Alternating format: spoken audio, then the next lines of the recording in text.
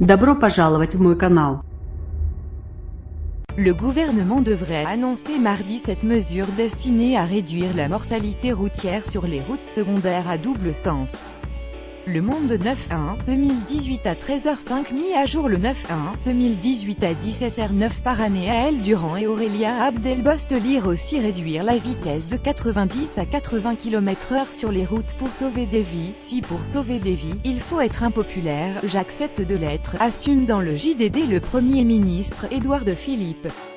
En effet, après des années de baisse sensible, la mortalité routière est repartie à la hausse ces 3 dernières années, passant de 3268 morts en 2013 à 3477 en 2016.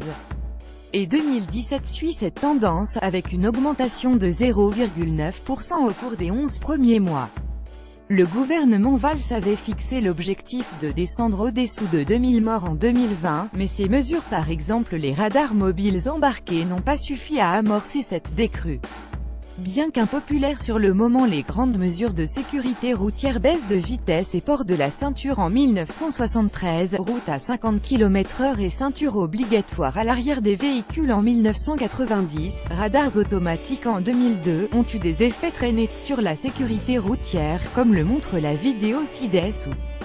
Les chiffres de la sécurité routière sont très clairs, les routes hors agglomération sont les plus meurtrières, en particulier les départementales et les nationales à double sens sans terre-plein central. Alors qu'elles ne représentent que 40% du réseau routier, elles concentrent 55% des accidents mortels, soit 1911 morts en 2016, contre 1019 morts en ville, où les usagers sont plus nombreux et vulnérables, piétons, cyclistes. La vitesse excessive est aussi en cause dans 31% des accidents mortels en 2016, ce qui en fait le premier facteur de mortalité, avant l'alcool 29%, l'absence de ceinture 20% ou la fatigue 9%. Réduire la vitesse limite la distance d'arrêt du véhicule, en cas de freinage brutal 55 mètres à 80 km/h, contre 65 mètres à 90 km/h, un ordre de grandeur qui varie selon l'adhérence de la route et le comportement de l'automobiliste. La calculette limitation de vitesse à 80 km/h calculait la différence au sein de l'Union européenne. La France ne serait pas la première à choisir de fixer à 80 km/h la limitation de vitesse sur les routes secondaires. 6 pays, dont le Danemark, les Pays-Bas et la Finlande, ont déjà passé le pas. Et si l'on comptabilise le nombre de morts sur les routes des 28 pays membres de l'Union européenne, ils font tout partie des 10 meilleurs élèves. La France, elle, ne se place qu'au 12e rang, en dessous de la moyenne européenne. L'abaissement de 10 km/h permettrait d'éviter 300 à 400 morts par an, a affirmé Benjamin Griveaux, porte-parole du gouvernement, sur BFM TV RMC, le 4 janvier. D'où vient cette estimation? Elle est inspirée d'une étude de 1982, publiée par Jan-Erik Nilsson, chercheur à l'Institut suédois des routes, qui concluait qu'une diminution de 1% de la vitesse entraîne une baisse de 2% des accidents corporels et de 4% des accidents mortels. En 2009, Rune Elvik, chercheur norvégien, poursuivit les recherches de Nilsson et avança que le taux de variation pour les accidents mortels était même de 4,6% pour les routes hors agglomération et les autoroutes. Mais aucune étude récente ne permet de confirmer ce calcul.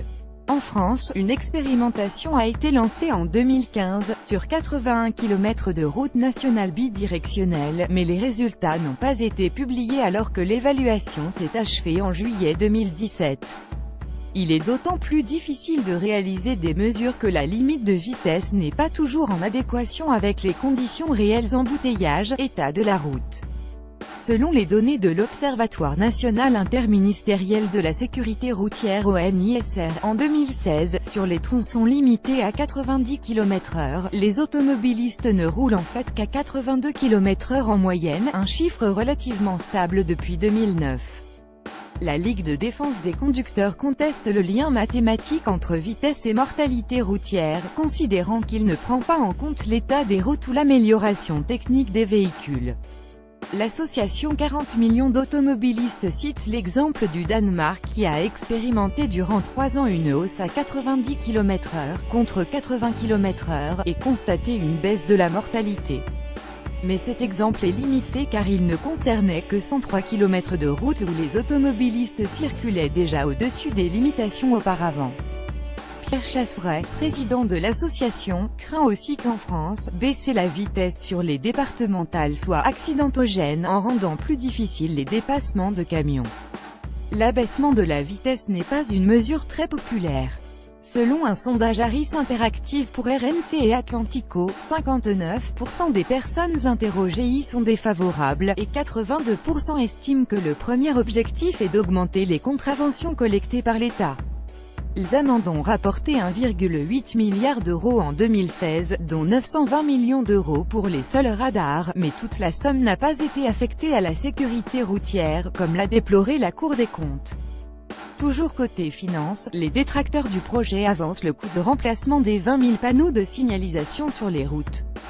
Le magazine Challenge a calculé que la facture s'élèverait à 1,6 million d'euros. Des sommes peu élevées en regard du coût pour la collectivité des accidents corporels, qui s'établissait en 2016 à 38,3 milliards d'euros, selon l'ONISR. Un chiffre qui englobe les préjudices liés à la mort des personnes, les hospitalisations et les frais pour les blessés, les dégâts matériels, les frais d'expertise et de justice. Inquiètes du coût des panneaux, les associations d'automobilistes réclament aux collectivités des mesures d'investissement pour moderniser les infrastructures routières. D'autres pistes sont évoquées pour limiter les accidents, des sanctions accrues contre le téléphone portable au volant, l'installation des tests anti-démarrage dans les voitures, au moins pour les personnes déjà condamnées pour conduite en état d'ivresse, l'interdiction d'avertisseurs de radar de type Coyote, TomTom ou Waze, qui affaiblissent l'efficacité des contrôles routiers, un retrait plus systématique des points de permis. Selon un rapport de 2012, moins de la moitié, 46% des sanctions sont réellement appliquées. En appliquant ce bouquet de mesures, la présidente de la Ligue contre la violence routière, Chantal Perrichon, estime l'on pourrait empêcher 600 morts par an.